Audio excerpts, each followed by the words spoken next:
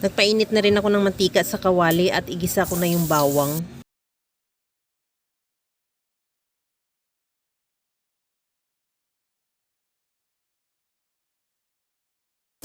Isunod ko na rin ilagay yung sibuyas.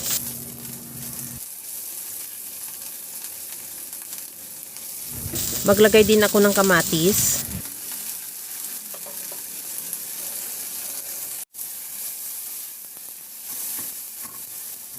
Okay na tong kamatis, ilagay ko na yung manok.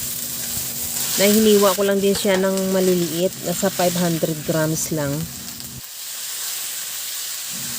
Ihalo lang hanggang sa mag-iba na ang kulay o mag-render na siya ng sarili niyang mantika.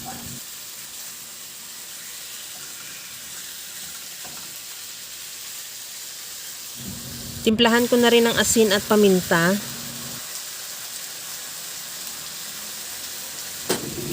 Maglagay din ako ng oyster sauce.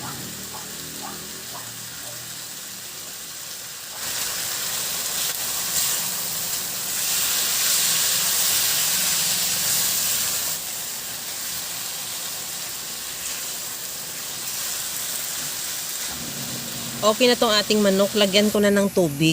Nakadepende yung dami ng tubig sa dami ng sabaw na gusto mo. At isunod ko na ilagay yung carrots. Takpan ko muna hanggang sa kumulo o hanggang sa maluto yung manok. At timplahan ko na rin ng liquid seasoning.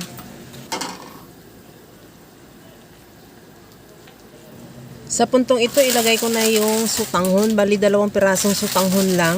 Depende sa iyo kung gusto mo ng mas marami, pwede mo dagdagan o pwede naman kunti lang. O kung gusto mo isa lang, okay lang din naman. At ihalo hanggang sa maluto lang din yung sutanghon. At tikman ko ulit kung okay na yung sabaw niya. Maglagay ako ulit ng kunting liquid seasoning. At saka isunod ko na ilagay yung repolyo.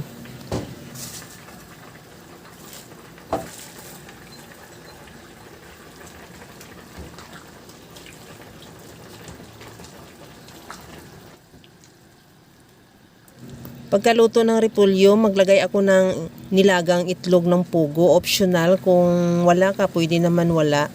At ready to serve na yung ating napakasarap na chicken sutanghon soup. Kaya mga kalasa, kung nagustuhan mo yung ating video, please like na lang at pakishare na rin sa inyong mga friends. At kung bago ka pa lang sa aking channel, subscribe na at i-click mo na rin ang bell button para sa mga notification. Okay na to? Hanggang sa muli mga kalasa. Thank you for watching. Bye-bye!